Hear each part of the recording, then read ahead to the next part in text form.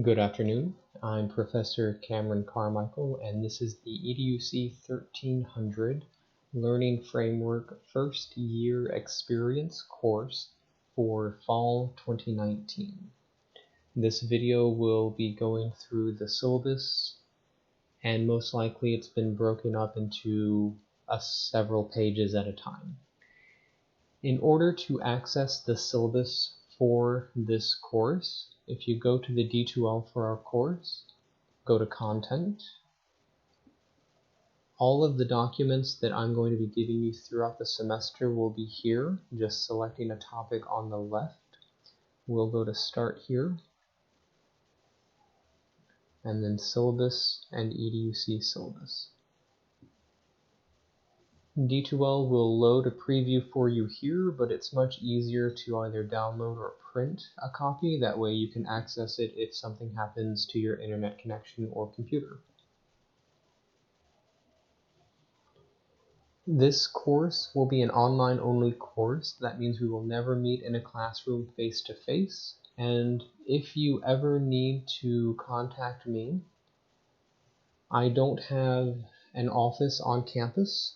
So instead, you'll need to either email me, set up an appointment, and we can talk either via Skype or Twitch or Discord or any sort of online messaging service. We'll iron that out depending on what's easiest to do. You can also contact my supervisor, though doing so, if you have questions that are specifically about the class, the first thing that she will ask you is, have you talked with your professor? And if you haven't, you'll then need to set up an appointment with me. The EDUC course is a 3-hour course. That means that if we were a traditional face-to-face course, we would be meeting 3 hours every week. This is a college metric for measuring classes. So sometimes 3-credit hour classes meet Monday, Wednesday, Friday for 1 hour each day.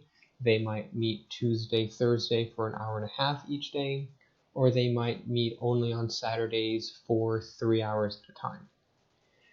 Since we're in online class, the 3 hours is really more of an approximation of how much time you should spend reading and doing homework for this class. However, the way your attendance and participation will be graded, each week you will be required to log into the course at least twice. I'll get into the specifics of how that's measured in just a moment. You have a required textbook for this course, and you will need to purchase it. The quizzes and the final exam and the midterm will be 100% from your book.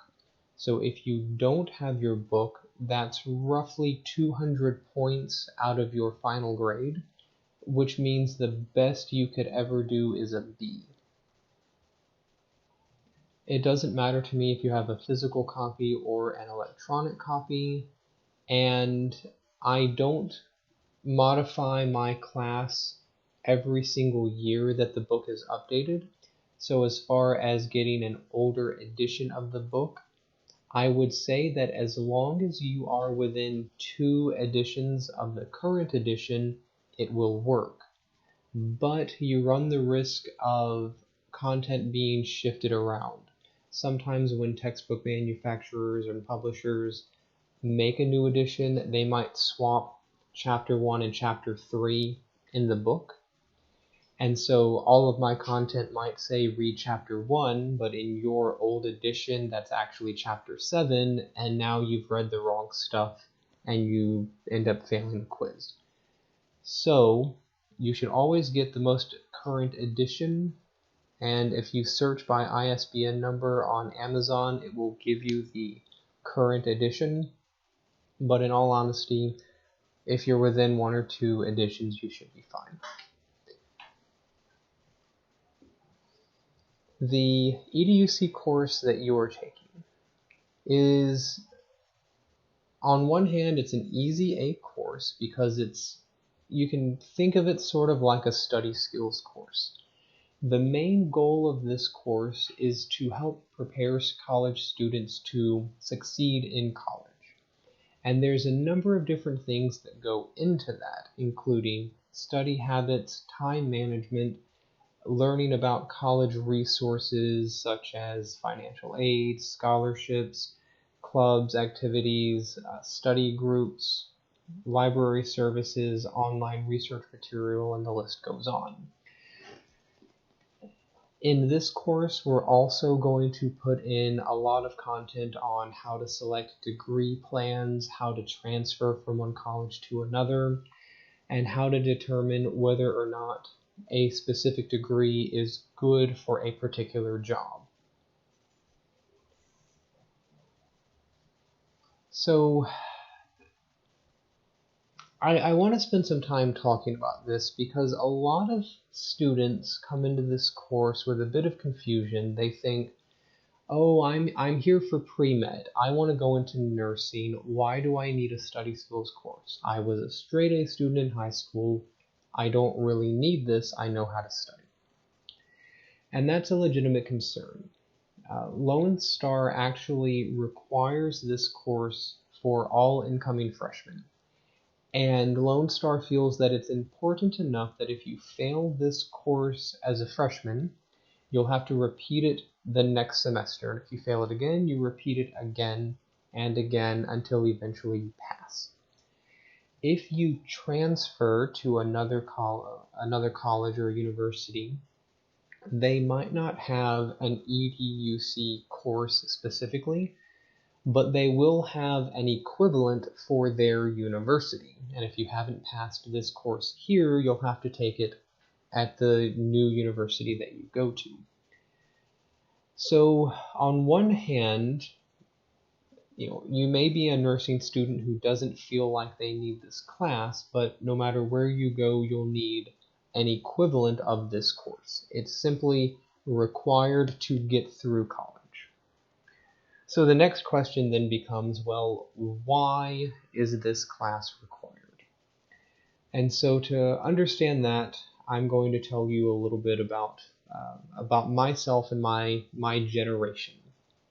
So when I graduated high school, I was a first-generation college student, and I had a 3.8 GPA. I was almost a straight A student. And my parents, who neither of them had been to college before, they said, you are very smart, you've got a really good GPA, you should go to college. You need a degree to get a job, you've got the grades, you've got the smarts, so go get your degree and get a really good paying job. Don't be like us, right? Get a better education. And so I said, yeah, sure, okay, I can do that. School's easy to me, why not? What do I need to do? And they didn't have an answer. They'd never been to college, they didn't know how it worked, and so they couldn't really help me out. So I go to my school and I say, hey, I want to go to college, I'm looking at this track, and the teachers and counselors at my high school helped me apply to different schools, and I got accepted to Sam Houston, and so off I go to become a freshman in college. So 2 years later, Sam Houston comes to me and says, hey, you're going into your junior year, congratulations, we need you to declare a major. And I looked at them and I said, well, what's a major? What even is that? I said, well, you have to decide what degree you want. Well, I didn't realize there were different ones. I want a 4-year degree, so can I just get a 4-year degree? No, you need a major. And so I sat down with advisors and with counselors, and they helped me pick out something that would be suitable for what I wanted to do. And what I wanted to do was to join the Peace Corps.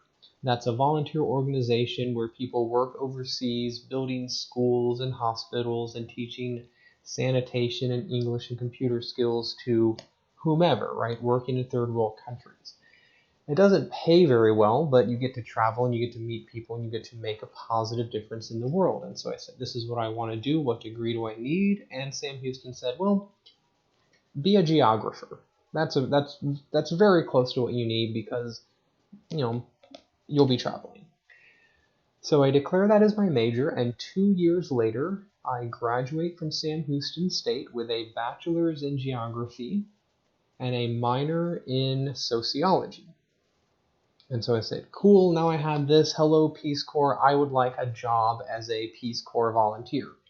And the Peace Corps said, well, we actually changed our requirements while you were in school. So just this last year, you need a master's degree or you need a bachelor's and 10 years of experience.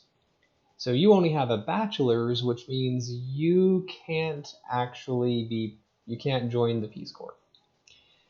And so I said, well, that sucks. There goes my whole dream right down the tube. So what else can I do? Well, I have a degree, and I was told, go to college, get a degree, get a job. I have the degree. Let's go we'll get a different job. And I couldn't, because no professional organization, no corporation, no one wanted to hire someone who just had a geography degree. If you want to be an accountant, you need an accountant degree. If you want to be a teacher, you need a teaching degree. If you want to work in real estate, you need a real estate certification, and I didn't have any of those things.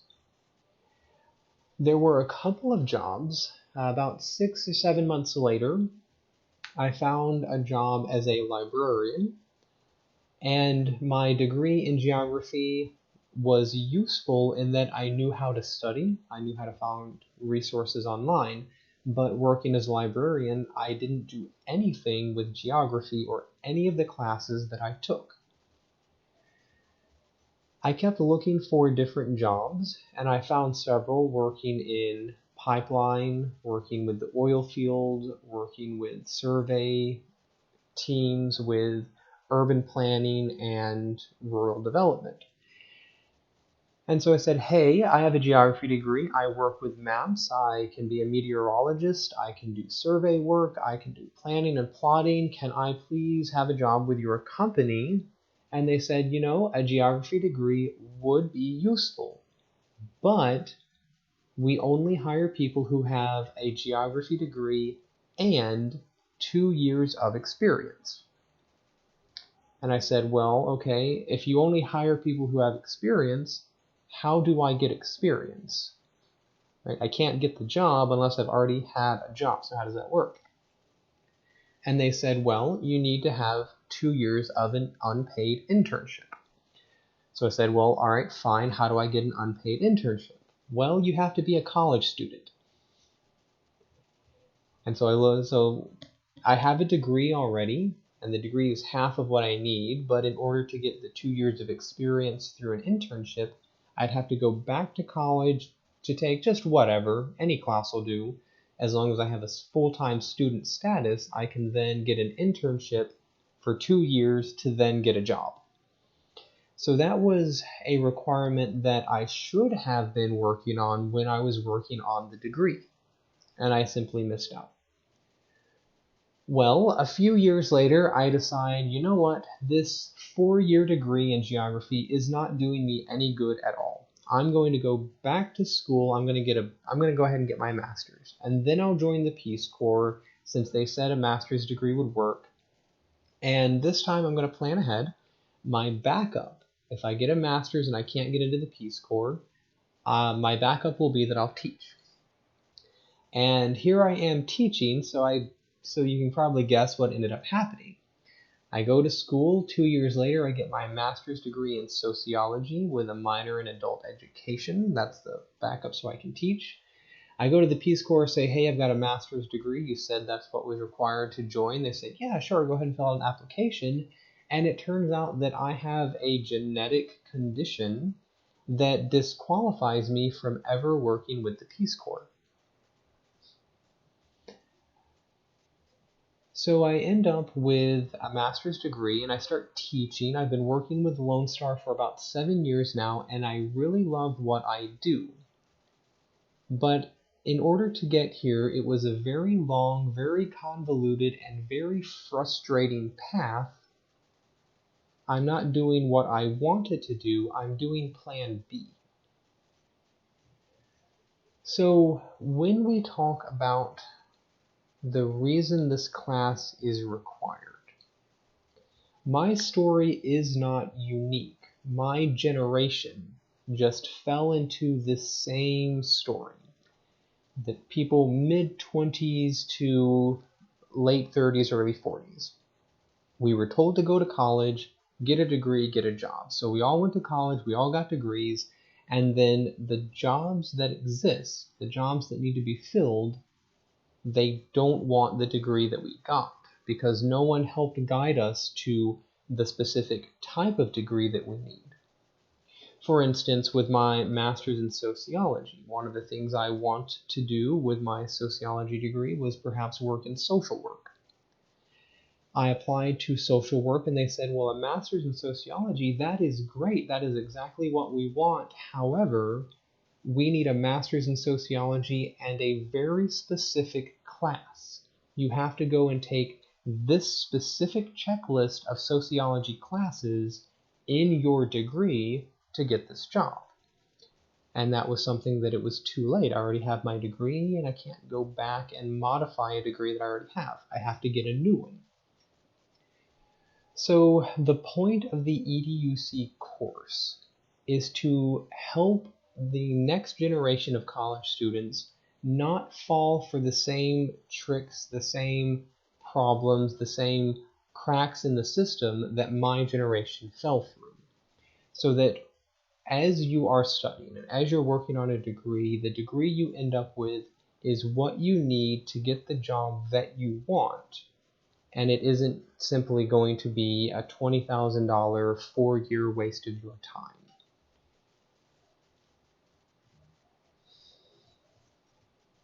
So by the end of the semester, what is our goal?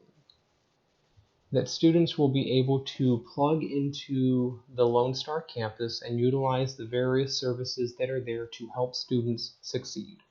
Tutoring, study skills, group activities, social organizations, volunteer organizations, but also, and write this down and circle it, internships, job fairs, and real-world experience. By the time you graduate with your 2-year or 4-year degree, you will need at least 1 and preferably 2 years of internship. That way you have experience in the field. And the Lone Star campus will help set you up with those sorts of job opportunities. We will also help, one of the other goals by the end of the semester is to help you understand how to navigate the financial system for colleges.